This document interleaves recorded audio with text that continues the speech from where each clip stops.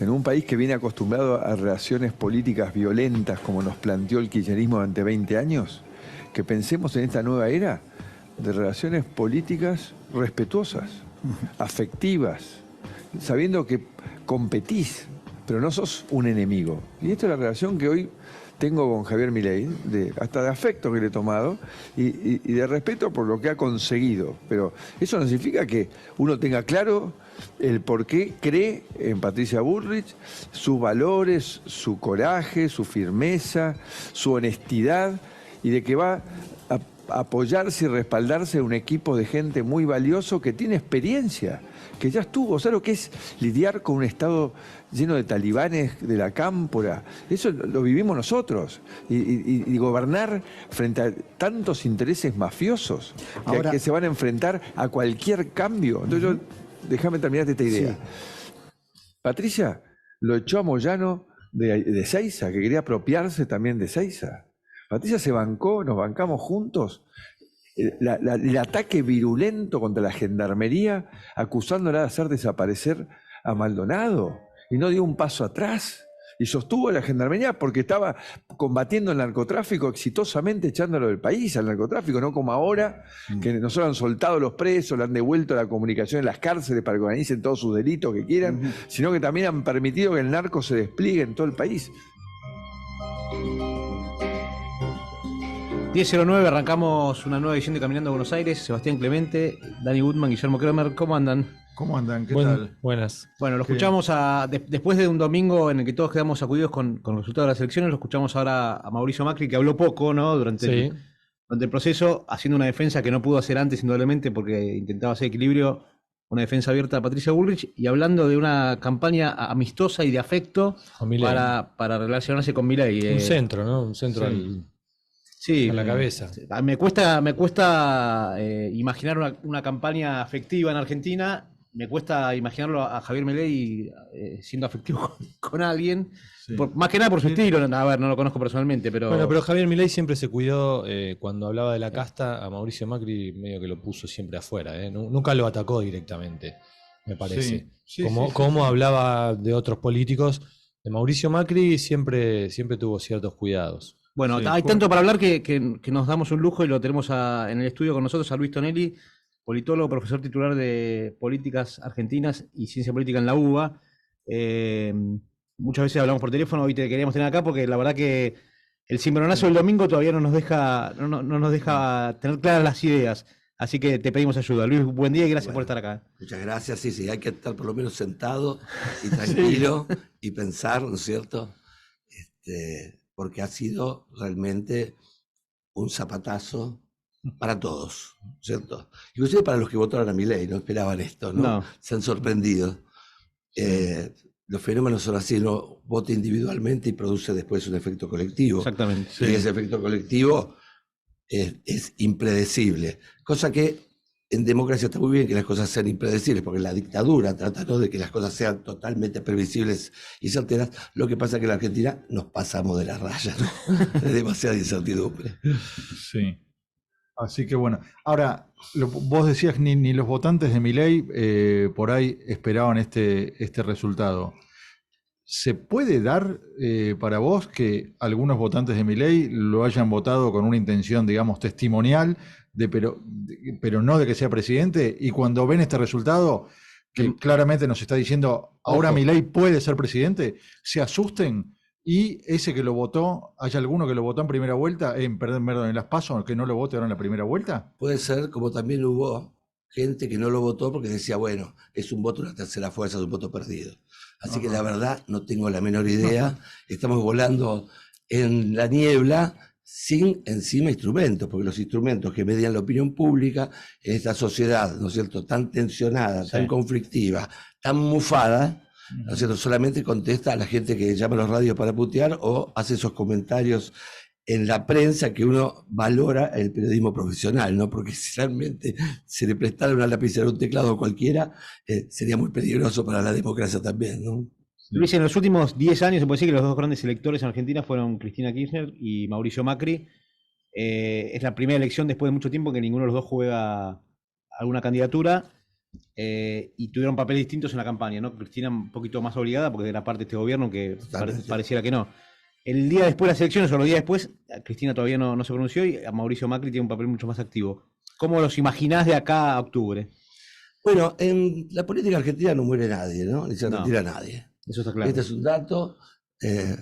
Será por esta cuestión, ¿no es cierto?, de que transformamos a los políticos en una suerte de líderes caudillos. Será también porque tienen miedo de pasar lo que les resta de su vida paseando por Comodoro Pi. No sé, hay muchísimas cosas, ¿no?, que intervienen. Sí. La protección personal.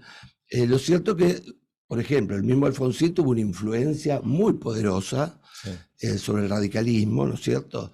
Y una estructura era muy, yo te diría hasta venerada dentro del partido, ¿no? Afuera no podía someterse al test electoral, entonces eso como paralizó la fábrica de candidatos en el radicalismo, ¿no es cierto? Porque, bueno, uno que le iba a hacer una interna, yo como real, que le iba a hacer una interna a Jesús Rodríguez, a Costero Sigla, ¿no? A Marcelo Stubri, eran prohombres, ¿no es cierto? Ahora, eso también significó una suerte de estancamiento en términos de candidatos. El partido se hizo un partido de Estado, más bien, no de ocupar lugares de Estado. Ahora, cuando uno mira esto, también de alguna manera avecina algo así en la cámpora, ¿no? Sí. Son incomparables, la coordinadora casi es antes de Alfonsín, ¿no es cierto? Para hablar uno tenía que preparar un paper, ahora con cantitos de hinchada ya basta y sobra, ¿no es cierto? Pero son fenómenos de alguna manera jerárquicos. Y en lo de Macri es un fenómeno jerárquico, pero de otra índole, no es político, sino que, bueno, esta organización que es el PRO, que tiene menos densidad, y con todo el respeto, pero un poquito de humor, tiene menos densidad que un parripollo de Aldo Bonzi en términos institucionales, ¿no es cierto? Porque fíjate vos en el lío que se armó de sucesión, ¿no es cierto? Porque no están las reglas claras, porque finalmente era una etiqueta de algo que, más que un partido político, se asemejaba a una ONG o una empresa, ¿no? Fíjate vos que Mauricio Macri sigue gravitando. No fue candidato porque no le daban los números, 6 meses estuvo paralizado, ¿no?, Juntos por el Cambio, porque no era. Sí. Digo, estos son fenómenos que finalmente complicaron a Juntos por el Cambio, y el que más lo complicó fue pensar que ya la tenía ganada. Y Macri influyó en eso, me parece, ¿no? Porque, totalmente. Cuando, ¿viste? La loba no estaba, entonces jugamos en el bosque. Claro. ¿No? Y se transformaron en lobos de ellos. Y después surgió un león, ¿no? Para seguir toda la metáfora zoológica. Sí. Pero realmente ahí yo creo que Mauricio Macri tuvo hay 2 o 3 cuestiones. Por ejemplo, él fue el primero que tomó en serio a Milei. Y para tomarse en serio a Milei no había que tomárselo en serio, ¿no? ¿Por qué? Porque él básicamente se planteó como un personaje de caricatura, ¿no? Con alguien que insultaba a todo el mundo, ¿no es cierto? Con alguien que daba un show que era propio, digamos, para los programas estos que antes discutían, digamos, los tamaños de las vedettes y ahora discuten política, ¿no? Con el mismo formato, el mismo panelista, ¿no? Sí, claro. Entonces, digo, esta cuestión, ¿por qué lo entronizó Macri de alguna manera como candidato? Y porque tenía a Horacio Rodríguez Larreta, ¿no es cierto?, que estaba de alguna manera como el heredero legítimo, y dijo, bueno, pará, acá hay un tipo que nos puede sacar votos, ¿no? Entonces, terciaba Macri ahí. Hay un tema fundamental. En el 2021, Juntos por el Cambio no le sacó un voto, no perdió un voto, digo, por Milei. Cuando uno mira los datos electorales, Wikipedia, invita a la audiencia, Wikipedia, elecciones legislativas 2021, Ciudad de Buenos Aires, Juntos por el Cambio subió un punto. Pasó de 47 a 48 puntos. ¿Dónde Milei sacó votos? ¿Dónde sacó esta vez también?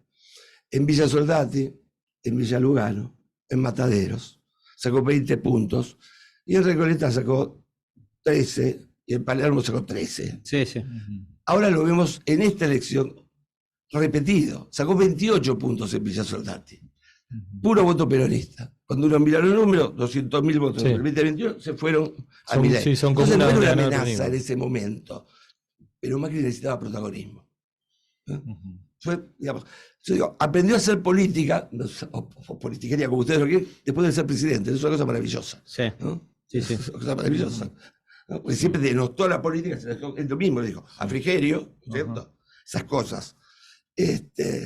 Y ahora, digamos, el fenómeno de Juntos por el Cambio, yo creo que tuve el problema del internismo por una grieta, dado esta amenaza de Milei que no existía, fue espurio. O sea, la guerra dentro de Juntos por el Cambio fue espuria, y paga sus consecuencias. ¿Por qué? Dice, bueno, eso es un despelote, esto es un quilombo. Bueno, total, ¿no es cierto? Vamos a eso, que es lo nuevo. Y se lo vota sin pensar las políticas, ¿no es cierto? Dice el Focus Group, qué sé yo. Bueno, obviamente, si lo votó Tierra del Fuego a Milei, ¿no? Que depende de un régimen especial de subsidio. Que él quiere sacar, no, sí, totalmente. Es el colmo. Es el colmo de los colmos, ¿no es cierto? Entonces, es un voto de protesta, es un voto chicholina, es un voto por la autoridad también.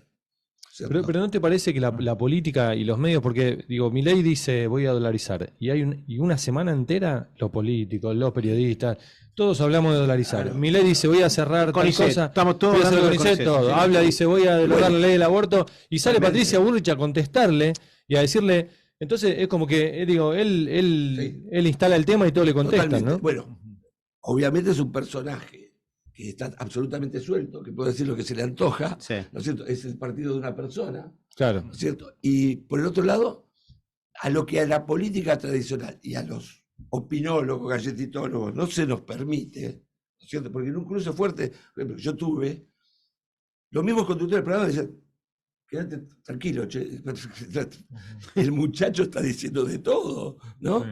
Digo, yo tengo acostumbrado a asambleas universitarias, ¿no? Digo, pará, quédate piola, ¿no? Mirá la casta, qué casta será que te dejó a vos ser diputado, ¿no? Es una cosa maravillosa, ¿no? Sí, claro.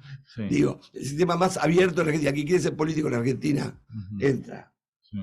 Sí, es como en Chile que se tuvo que armar algo al costado. Entra, ¿no?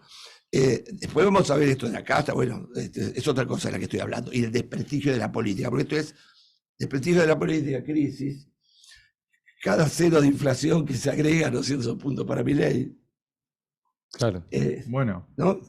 Estamos en esas circunstancias. Por eso, da la sensación de que por ahí si las elecciones se repitieran mañana, Milei saca más puntos que el domingo. Yo creo que sí, por esta cuestión del voto estratégico de mucha gente, que especialmente en los barrios, ¿no es cierto?, más pudientes, dice, bueno, es una alternativa que no va a llegar vistosa. Y ahora se empezaron a entusiasmar, empezaron, digamos, tipos que uno conoce, que son muy serios, a prenderse en esta. Digamos, el Estado es una cuestión muy compleja. El Estado no depende solamente de sus ambiciones y apetitos de poder, también. Pero en última instancia, si vos tenés inflación, es que el Estado no puede decir que no. ¿Cierto? Que tiene demanda de todo tipo y la tiene que responder con maquinita.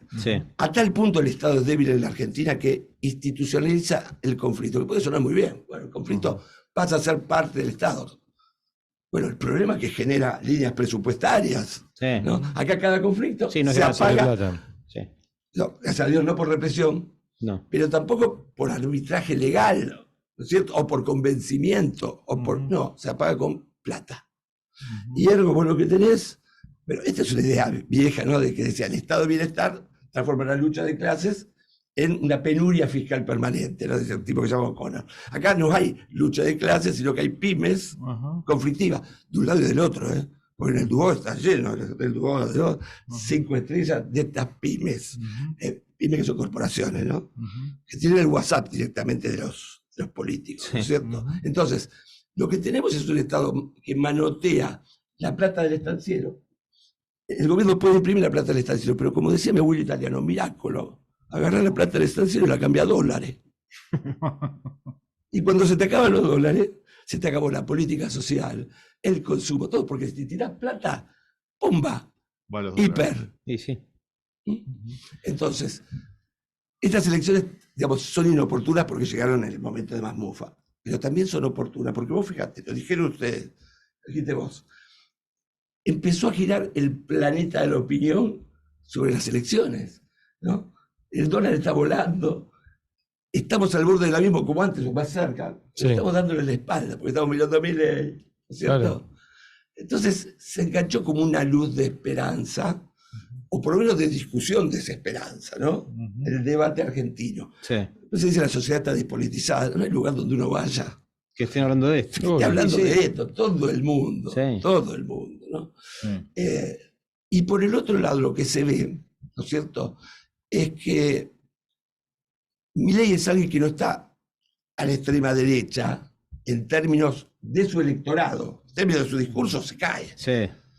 Pero en términos de su electorado es como una disociación. ¿No es cierto? ¿Por qué? Y porque le tendría que haber sacado votos a Patricia Bullrich. Y esa era la estrategia de Horacio Rodríguez Larreta. Sí. Ir por votos de masa peronistas, ¿no?, para compensar. Bueno, a ver, un tema. En Argentina, el electorado no está agrietado. Hay moderados, pero hay moderados peronistas y moderados no peronistas. Y para cruzar de ese lado es muy difícil, muy difícil. Entonces, estas cuestiones de los encuestadores, que la gente vota el último día, cuando uno mira los números, no vota siempre en el mismo lugar, lo que se mueven son los políticos, ¿no? Vos ves los barrios, los GPCA, Sí. ¿no? La gente vota, a ver, te dice, sí, soy independiente, y le decís, che, ¿y a quién votaste? Y bueno, yo empecé con Luder, ¿viste? Seguí con Menem, bueno, ¿viste? Estuve con Cristina. ¿Y sos independiente? Sí, yo voto a quien quiero.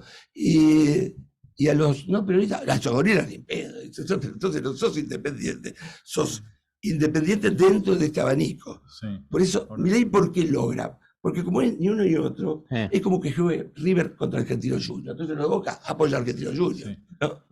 Ahora, de una manera. Sí. Ahora, Luis, como Massa. ¿Te acordás Massa? 20%. Eso, sí, cuando llegó el momento del balotaje, 10% por un lado, 10% para el otro. 10% más pudiente a Macri. Sí. 10% más abajo. Sí. ¿No? Digo, hay esa división. Luis, Milei no ganó ni en la ciudad de Buenos Aires, ni en la provincia de Buenos Aires, que concentran cerca de la mitad del padrón, si no me equivoco, algo así como el 45%, y de las otras 22 provincias, no, ganó en 16. Sí. Ganó en 16 y solo no ganó en 6.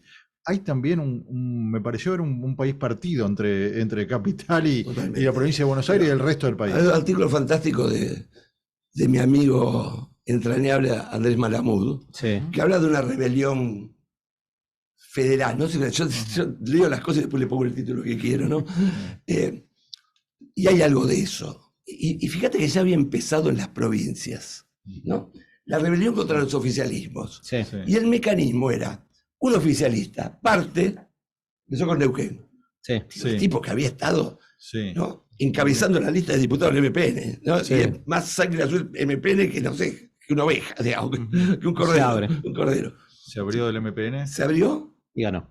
Y ganó, sacándose la foto con todos los opositores que lo vieron estratégicamente como el tipo que podía ganarle. O sea, casi una cuestión, uno puede decir, hasta infantil, ¿no? Digo, tenés un MPN virtual ahora, sin ningún tipo de basamento político, porque, digamos, el radicalismo, digamos, que cayó del 20 al 5. Todos dijeron, bueno, está bien, por esta lo votamos y chau, MPN. Chau, nada, porque ahora este tipo tiene que apoyarse en el MPN, ¿no es cierto? Entonces, pasó también en las otras elecciones de cambio. Casi pasa en Mendoza. Se va de Marchi, ¿no es cierto? Pero el peronismo ahí lo apoyó. Sí, pasó en San Luis. Pasó en San Luis. Y acá pasó también, fíjate, se vota un porteño contra los porteños. ¿No? Sí. Digo, es la lógica de Roma paga traidores, ¿no? Claro. Fantástico. Sí. Y por el otro lado, ¿por qué está disociado el discurso? Y porque los sectores que más necesitan el Estado fueron los que votaron. Digo, Tierra del Fuego, por definición. Sí.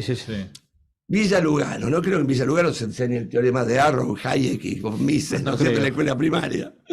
Digo, ahí hay una cuestión más de voto, ya te digo, tanto voto chicholina, que además va a fanculo, esa cosa de la actriz porno, y Lon Steller, yo no miraba las películas, pero la mejor es diva, dice, no sé. Esa señora que llega a diputada, digamos, ante el estupor de lo mismo que le habían votado. Porque era Babangulo, percodere, digamos, y resulta que es un poco el argumento que vos me decías. Bueno, lo que pasó con Alfonsín en el 87, no, quisimos castigarlo un poquito, no sacarlo. ¿No? Claro, pero ese poquito se transformó en una derrota en todo el país, homogénea. Y acá pasó, puede ser algo parecido. Hay un punto ahí. Pero yo lo que veo por el otro lado es el voto estratégico. De los más pensantes que digo, bueno, no voy a gastar un voto en este. Y ahora en el triunfo, ¿viste? Este es un país donde el traidor es el que pierde y es muy solidario con el que gana. Y entonces empieza a ver la solidaridad con el vencedor, ¿no? Y dice, bueno, algo tendrá algo tendrá el petizo, ¿no? Digo, bueno, Sí. entonces, pero fíjate que dice esto es una locura. Pero eso lo dicen en las elecciones. Bueno, ojalá, qué sé yo, pero digo, yo soy politólogo, yo me tengo que basar en las cosas que dice, ¿no? Digo, las cosas que dice son 90% barbaridades, ¿no? Barbaridades, Sí. que Sí. fueron estaban en los libros de un liberalismo extremo, ¿no es cierto? ¿Y qué es la sociedad? ¿Qué es estadocéntrica? No voy a decir por qué, no le voy a echar la culpa porque yo, digamos, mi mamá decía que nací sin culpa, nací fallado, entonces no le voy a echar la culpa a nadie. Pero esta sociedad gira alrededor del Estado. Y lo de Milei es como que estemos ahora en un DC-8 viejo, volando todos. Y en el medio del vuelo dice, señores, ustedes tienen razón, este avión es una porquería. Este avión tendría que estar ya desguazado. Así que los dejo en libertad. Vuelen como quieran. Yo me tiro en paracaídas. Y te deja en pleno vuelo, ¿no es cierto? Sin el músculo de una sociedad, ¿no es cierto?, que vive de la plata del estanciero. Sí. Inclusive los grandes supermercados, ¿no es cierto? Porque digo, vos le das plata a los planeros. ¿Qué hacen los planeros? Le invierten en New York. No. No. Son cajeros automáticos, digamos, en un punto. Sí. ¿No? Fíjate vos que el conflicto en la Argentina termina siendo un paseo de Giordano, ¿no? Digo, la policía llega antes, dice, ¿cuándo llegan los muchachos, no?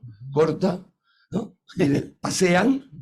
No, porque hasta en eso, esto que decía el Estado, también es una sociedad que demanda a esos líderes que los van a salvar, ¿no? Siempre está esperando que venga Bueno, un líder. Milei- Y ese líder está bien, pero ese líder te salva con el brazo del Estado, no te salva Por supuesto, cerrando. Bueno, la cuarentena. Sí, ¿no? sí. 2 años de hacer nada, digamos, en un Sí. punto. Después la inflación, bueno, bancátela, ¿no? Pero digo, es una sociedad que está trastocada. Nuestro unicornio Mercado Libre, digamos, ¿cuánto es el porcentaje que en esa app la utilizan empleados del Estado? Que son los que menos han afectado de la inflación porque tienen, ¿no es cierto?, el mejor sindicato. Entonces digo, es un país que se ha degenerado, en términos, ¿no es cierto?, de la degeneración de algo que tiene que cumplir una función. Y por otro lado, siempre fue así. Siempre fue así. Desde el Virreinato de la Plata, que tuvimos Potosí de nuestro lado y nos comíamos 2/3 de la plata antes que llegara el rey de España. Porque fue una guarnición militar. Acá no hubo emprendedores, acá hubo comerciantes, y hubo contrabando. Si hay contrabando, había plata. Punto. ¿Cierto? Y de alguna manera eso se repitió por esta cosa que te digo, el conflicto institucionalizado. Buenos Aires era la provincia que le sacaban muchísima ventaja a los otros 13 pobres provincias, que decían los 13 ranchos, le decían los porteños. Después nos quejamos de que tengan bronca. Ahora, la Constitución del 53 lo que hace es saca los derechos de exportación de Buenos Aires, artículo 4, se lo da al presidente que está elegido por el colegio electoral de la provincia. O sea, institucionalizó ese conflicto. En Estados Unidos, lo digo que, a ver, estoy comparando procesos. Así Sí. como no tengo culpa, no digo que es mejor o peor. Digo, nos tocó esta. Una guerra civil. Y el norte le mató hasta los perros, digamos, del sur, que utilizaban, digamos, para pastorear y evitar que metieran las alimañas. Los reventaron al sur. ¿No? Acá conviven, ¿no es cierto? ¿Y cómo conviven? En un arreglo, más o menos, que lo resuelve el Estado. Empresarios y proletariado ya no se hacen huelgas, cortan la Panamericana. ¿No? Si me prestaron unos muchachos, viven en el mismo country. ¿No? O sea, el conflicto está absorbido por el Estado, que es una especie, ¿viste como en Vietnam cuando los soldados se tiran arriba de la granada con el casco? ¡Pum! Claro, pero cada día está más hecho pelota, ¿no? Entonces digo, obviamente una vez que está el Estado así, el Estado es una carga tremenda. Y se votó en rebelión contra el Estado. Le digo, mucha gente, está bien, vos les descontás la inflación, les descontás los impuestos, y mucha de esa plata está regalada también. Y no digo que sea para los de abajo, ¿no? ¿Saben? Entonces tenemos ese mal funcionamiento. Si no admitimos eso, si no admito yo, digamos, que siendo profesor, por el otro lado, mi consultoría es a gobiernos, y poco y nada a empresas, ¿no?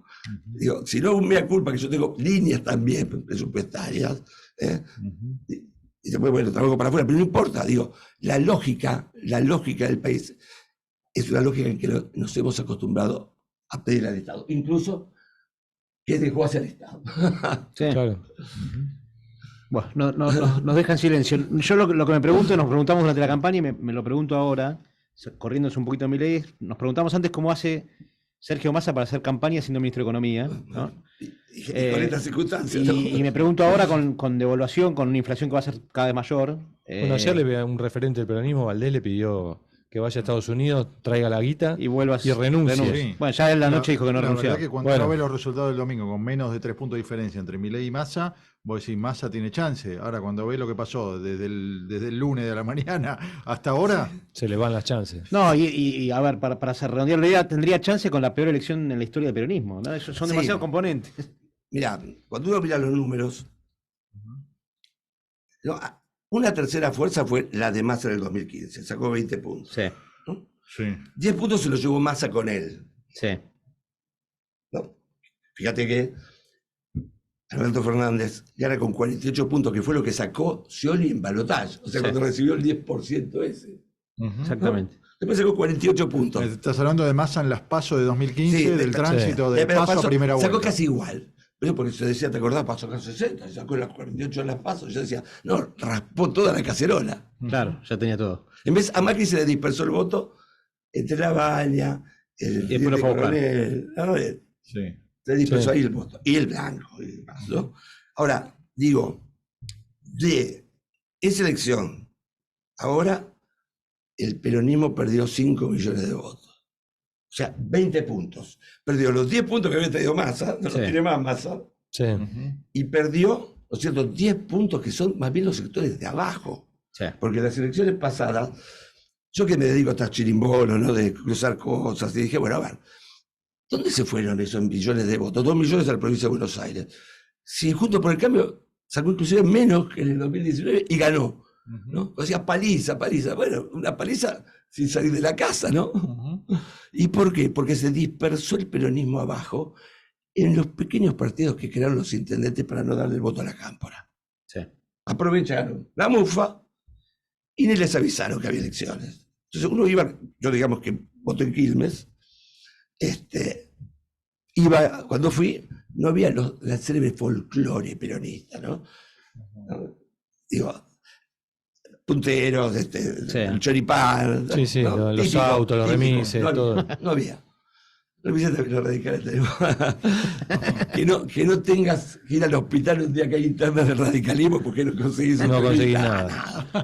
Con todos los autos. Ahora hay Uber. Ahora, esto es maravilloso, ¿no? Porque uno dice, bueno, Milei ganó sin nada, sin aparato. Bueno, acá hubo 2 o 3 temas.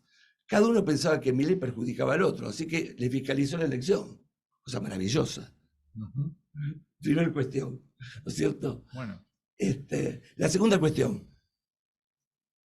El Poder Judicial y los intendentes son los que mejor leen las encuestas, incluso cuando las encuestas son truchas. Sí.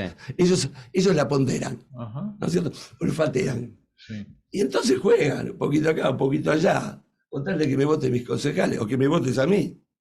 Son fenómenos con ultraactividad, ¿no? Ahí no hay fuerza de gravedad. Claro. ¿No? Digo, ya pasó con el otro Colorado, el Colorado de Narváez.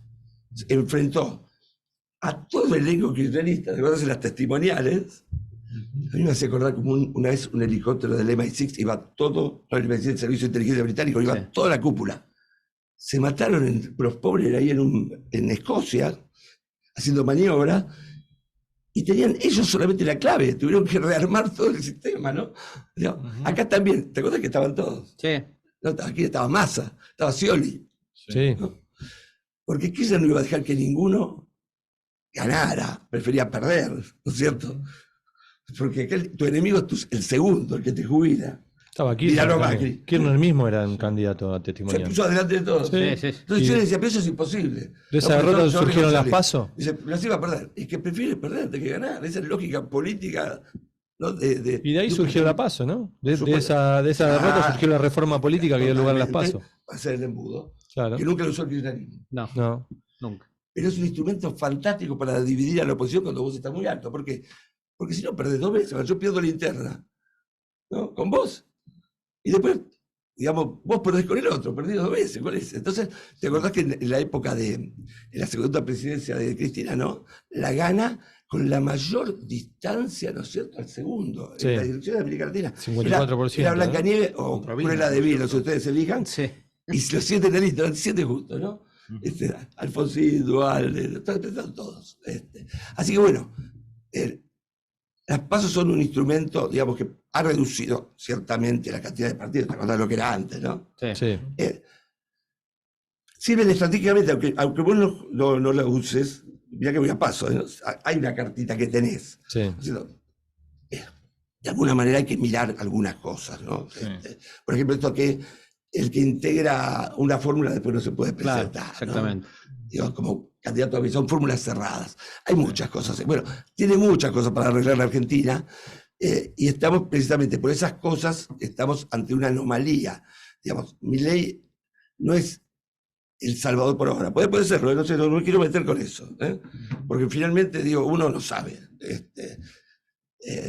Pero si las cosas hubieran andado más o menos, no salía esta candidatura disruptiva, ¿no es cierto? No. Es una. Mira, se me ocurre. Es como el hijo del 2001, pero con 22 años de embarazo. Sí. ¿No les parece? Porque tuvo que aparecer un candidato. ¿No? Porque Milei es el tipo que se coloca frente a este sistema, ¿no? Y dice todos los imperios que uno puede imaginar. Massa, que era también capturó el voto de los que no querían votar, fue más bien con una idea, digamos, de centrista.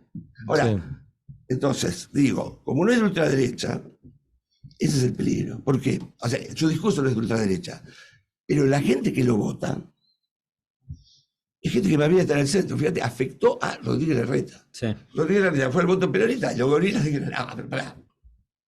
Está la división. Para eso lo vota Milei. Milei, entonces, yo diría, está en el centro, es el centro extremo. Como dicen todos los partidos de Trump, el extremo centro. Y por lo tanto es muy peligroso en un balotaje. Porque de vuelta, Boca River, ¿no? Pero está Argentino Junior y mi equipo no puede ganar. ¿Cierto? Voto perdido. Puede ser que me diga más. Digo, es una posibilidad, es un escenario que se abrió. Y entonces, bueno, uno lo único que puede pedir es la responsabilidad de los actores, ¿no? Porque finalmente lo que dice es lo que la gente vota. Aunque la gente vote a la persona. Sí. Porque está votando la imagen, está votando a Dragon Ball Z, ¿no es cierto? Con ese pelo. Acá está claro. Y es un fenómeno de rebeldía y de bronca, y cómo no lo va a tener la gente, ¿no? Bueno, ¿le parece si tomamos un poco de aire? ¿Te quedas un ratito más con nosotros? Sí, si no tengo nada que hacer, después de la selección. Aparte, país en moto está complicado, mirá, se hizo de está noche. poniendo de noche. Se hizo de noche, Me encanta, amo el peligro, amo el peligro.